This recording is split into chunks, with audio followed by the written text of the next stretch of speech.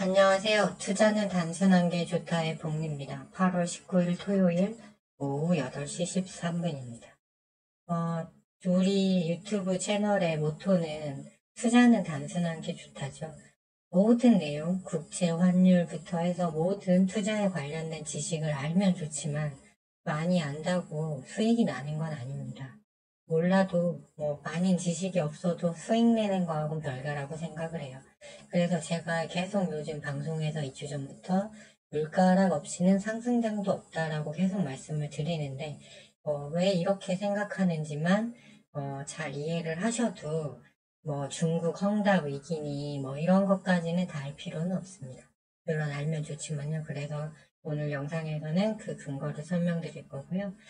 따라서 그 국내 증시의 시총 상위주들은 항상 코스피, 코스닥 지수와 운명을 함께 합니다. 그렇기 때문에 삼성전자, SK하이닉스, 한미반도체, 에코프로, 그 외에 삼성물산 등등등 코스피 200에 들어가는 종목들은 계속 내려갈 수밖에 없다. 따라서 작년 2022년 대세 하락장에 결국 승자가 된 사람들의 투자 법칙을 다시 따라가야 된다. 이런 말씀을 드리고 싶습니다. 그래서 그림 한 장으로 설명을 해볼게요. 2021년 코로나 때 대규모의 유동성이 시장에 풀리면서 엄청난 대대 상승이 나왔습니다. 모든 종목이 다 오르는 행복한 장세였죠.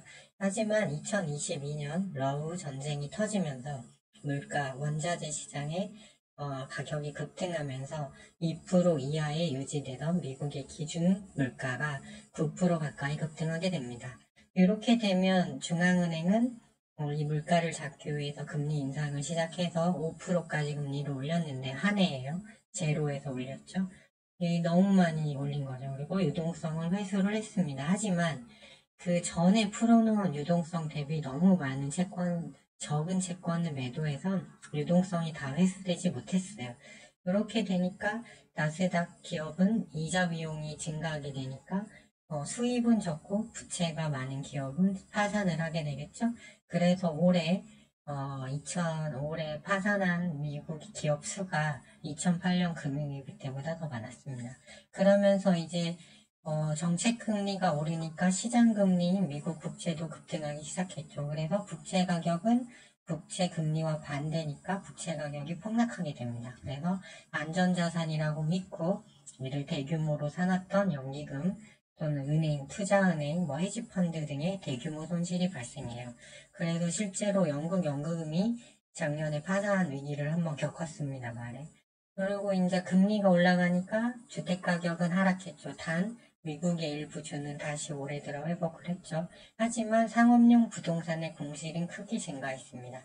코로나 때 이미 재택근무의 맛을 들려서 지금은 이제 오너들이 미국 테크 기업에서 출근하라고 해도 안 한다고 하죠. 그래서 이 상업용 부동산이 문제가 됐습니다. 2021년에 주식시장만 오른 게 아니라 부동산 가격도 엄청 올랐죠. 그래서 everything is all time high라는 말이 있었습니다. 그래서 이때 증권사, 금융사에서 높은 수익률을 좁혀서 부동산에 투자하는 프로젝트 파이낸싱에 대규모의 투자를 하게 돼요. 근데 이거의 만기가 올해 말에 다 몰려있는데 지금 이게 아직 해결이 안 됐습니다. 그래서 이 PF, 프로젝트 파이낸싱에 따른 위기로는 계속 이 얘기가 나오는 거예요. 그리고 헤지펀드는 이때 대규모 공매도를 해서 엄청난 수익을 내게 되죠. 그래서 2022년 1월에 최고점을 찍은 코스피, 그때 LG 이런 게 상한가 보고 그랬죠. 그러다가 이제 이 하향 박스권으로 꺾이면서 계속 주가가 1년 내내 내려오게 됩니다. 이게 하향 박스권입니다. 이때 대박이 난 사람들은 비트코인 또는 나스닥 지수가 하락하는 때 선물을 베팅한 하방 투자자들이 되겠습니다. 사실상 이 사람들이 위너였죠. 그리고 2023년이 되면 어떻게 됩니까? 생각보다 유럽의 겨울이 따뜻했어요. 이러다 보니까 유가, 천연가스, 원자재 대장은 유가죠. 이 가격이 계속 하락해서 러우 전쟁 전까지 떨어지게 됩니다. 밀가격도 다 내려오면서 이제 고공하던 물가가 헤드라인 CPI가 3.2%까지 내려오고 근원 CPI도 이제 4%대에 들어왔죠. 이렇게 되니까 증시가 이거 말씀드렸죠. 그때 연준에서 유동성을 충격을 우려해서 크게 회수를 안 했죠. 그러다 보니까 유동성이 남아있던 거예요. 그러다 보니까 1월부터야 이제 물가가 내려오니까 이 연준이 금리 안 하고 인하할 수도 있다. 실제로 올 초에는 올해 연말부터 연준이 금리 인하를 한다고 얘기를 했었죠. 그래서 증시가 이렇게 다시 1, 7월에 올라오게 됩니다. 그러면 또 불행하게도 대부분이 전고점, 코로나 때 찍었던 전고점을 갱신하고 지금 8월에 밀리고 있는 거예요. 즉 1월부터 7월까지 유지된 상승의 명분은 오로지 하나, 물가가 내려온다였는데 8월 되니까 헤드라인 CP가 역으로 다시 반등을 했고 이제 겨울철이 다가오고 있죠. 그 다음에 수학철에 곡물이 어찌 될지 알 수도 없고 사우디와 러시아는 계속 석유를 감산하고 있어요. 버핏은 작년에 천연가스 회사에 프리미엄을 주고 엄청난 투자를 했습니다. 왜 천연가스 회사에 투자를 했고 지금 해양 플랜트는 이제 즉 해양에서 석유를 뽑아내는 거는 마진이 적은데 조용하게 지금 그쪽이 엄청나게 지금 다시 착수를 하고 있거든요. 이것이 의미하는 바가 뭘까요? 그리고 겨울철이 다시 다가오는데 유럽은 10월부터 겨울입니다.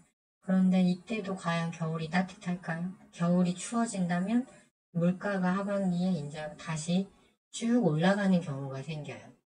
그런 우려 때문에 장이 8월부터 꺾이는 겁니다. 그래서 지금 시장의 심리는 무엇이냐?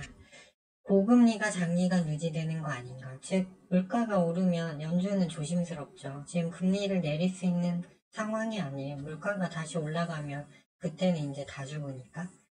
그래서 지금 이런 불안감이 생겼고 또 이제 투자자들 사이에서도 하반기 물가가 다시 올라가면 금리 더 올리는 거 아니야. 실제로 이번에 공개된 회의록을 보면 의견이 나뉜 걸로 나왔죠. 반반으로. 반절은 금리 더 올려야 된다. 반절은 아니다. 좀 기다려보자. 그렇기 때문에 이게 논쟁의 여지가 있는 겁니다. 그리고 여기에 더해서 미국이 이제 채무 한도를 상향을 했습니다. 당장 9월부터 내년도 예산 의회 통과를 해야 되는데 저 공화당에서 이걸 잘 내년 선거라 해줄 필요도 없고 국채를 또 찍어내야 돼요. 이제 국채를 팔아서 예산을 해야 되니까. 근데 이게 지금 일본하고 중국이 계속 미국 국채를 팔고 있잖아요. 그래서 이거 누가 사주지? 이러다 미국 채권 시장이 우려되는 거 아니야? 라는 얘기가 나온 거고 이렇게 되니까 어떻게 돼요?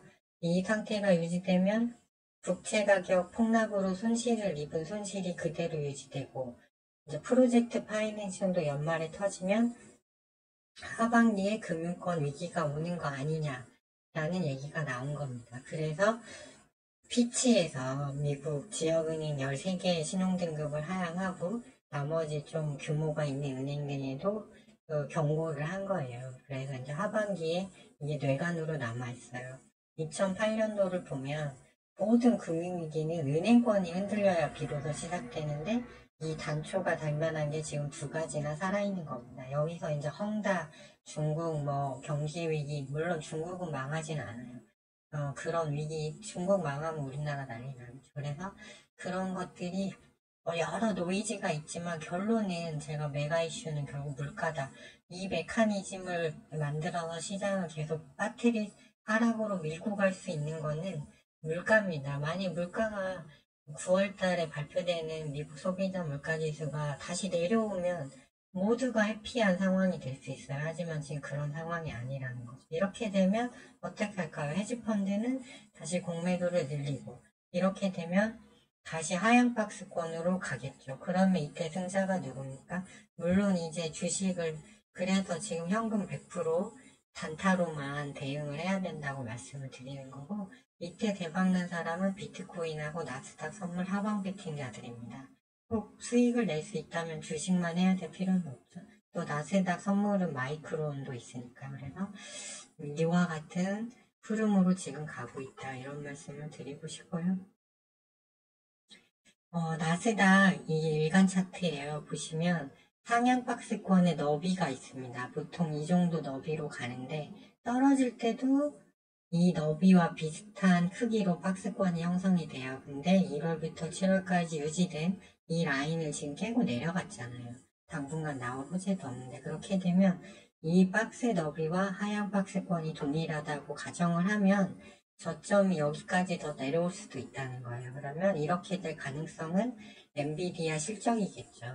이게 뭐 잘 안 나왔거나 예상치는 맞았는데 향후 전망이 안 좋다면 한 단계 크게 내려올 수 있고, 또 24일 잭슨홀 미팅에서 파월 의장이 좀 안 좋게 발언을 하면 여기까지 밀렸다? 또 반등 주다 다시 밀리는 흐름이 나올 수 있어요. 그래서 비트코인이나 지금 그 나스닥은 하방 베팅할 자리는 아니고 이미 여기서 때렸어야죠. 그렇기 때문에 이때는 확 내려왔다가 다시 박스권 상단을 터치할 무렵에 여기서 때려야 됩니다. 그렇기 때문에 당분간은 주식 단타만 하시고 이제 여기 왔을 때 적은 소액으로 할 수 있는 비트코인 하방 베팅이나 나스닥 마이크론 선물 투자를 하는 게 좋지 않을까. 이런 하락 구간에서는 정말 강한 뭐 초전도체나 뭐 이런 식으로 왜냐면 시중의 유동성은 아직도 많으니까. 그래서 이제 주식으로 본다면 그런 것만 해야 되고,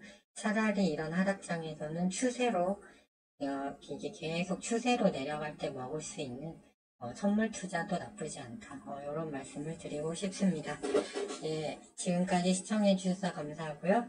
좋아요와 구독 신청 꼭 부탁드립니다. 그럼 남은 주말 잘 보내시고 저는 다음 주에 찾아뵙도록 하겠습니다.